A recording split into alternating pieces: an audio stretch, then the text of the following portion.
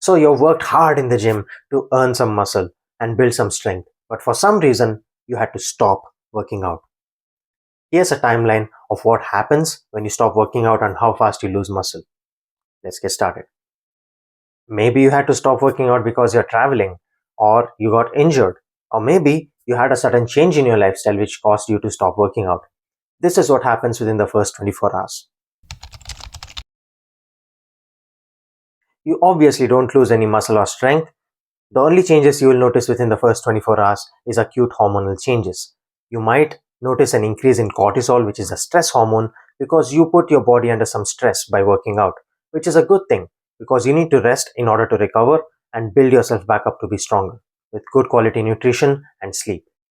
Your testosterone and growth hormone levels are temporarily elevated because working out signals your body to get stronger and build muscle. 2 weeks after stopping working out, you've lost absolutely no muscle. What you will notice, however, is some neural changes, which means the way your brain signals your muscles to recruit muscle fibers to generate strength. That is, you might notice small differences in your strength levels if you're more advanced. If you're a beginner, however, you'll not really notice any difference. 1 entire month without working out. This is the point of time where you start noticing big changes. Your clothes start fitting a bit loose compared to before.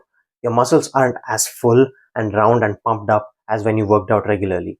It starts feeling a bit more depleted and flat. This is what is called loss of sarcoplasmic hypertrophy. Sarcoplasm is basically the fluid present in your muscle, which makes it feel full.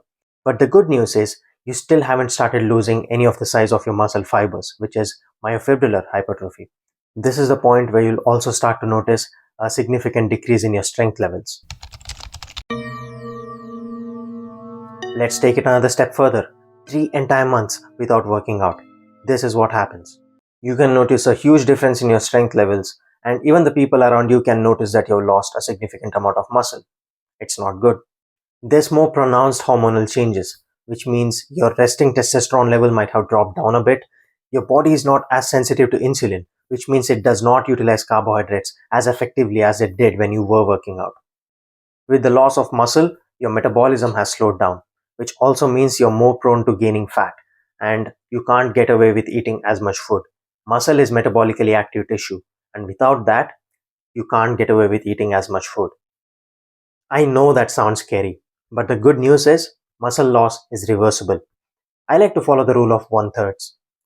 You only need to spend 1/3 of the amount of training, 1/3 of the training volume to maintain your muscle as compared to what it took for you to build that muscle in the first place. You need to push yourself beyond your limit and keep increasing the training volume to build new muscle and strength, but to maintain what you already had, it only takes 1/3 of the amount of work. And apart from that, whatever time you spend away from the gym, once you get back to the gym, you only need 1/3 of that time to gain back all the muscle and strength that you had when you stopped training. So for example, if you're away from the gym for 3 months, you only need 1 month back into the gym to get back to where you were at before you stopped training 3 months ago. That doesn't sound so bad now, does it? Now, if you're short on time, watch this video to figure out how to work out when you don't really have time or access to the gym. Until next time, take care, stay hungry.